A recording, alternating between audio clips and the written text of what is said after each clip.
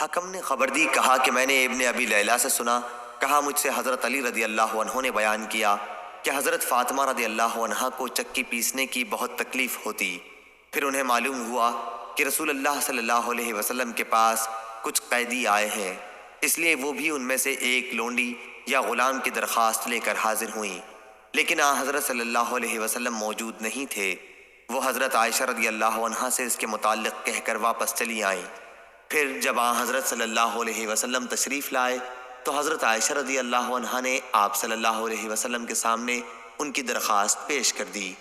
حضرت علی رضی اللہ عنہ کہتے ہیں کہ اسے سن کر حضرت صلی اللہ علیہ وسلم ہمارے یہاں رات ہی کو تشریف لائے، جب ہم اپنے بستروں پر لیٹ چکے تھے۔ جب ہم نے حضرت صلی اللہ علیہ وسلم کو دیکھا تو ہم کھڑے ہونے لگے، تو آپ صلی اللہ علیہ وسلم نے فرمایا کہ جس طرح ہو ویسے ہی لیٹے رہو۔ پھر آپ صلی اللہ علیہ وسلم میرے اور فاطمہ رضی اللہ عنہ کے بیچ میں بیٹھ گئے اور اتنے قریب ہو گئے کہ میں نے آپ صلی اللہ علیہ وسلم کے دونوں قدموں کی ٹھنڈک اپنے سینے پر پائی۔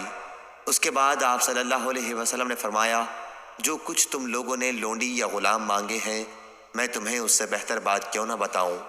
جب تم دونوں اپنے بستر پر لیٹ جاؤ تو سونے سے پہلے اللہ اکبر 34 مرتبہ اور الحمدللہ 33 مرتبہ اور سبحان اللہ 33 مرتبہ پڑھ لیا کرو، یہ عمل بہتر ہے اس سے جو تم دونوں نے مانگا ہے۔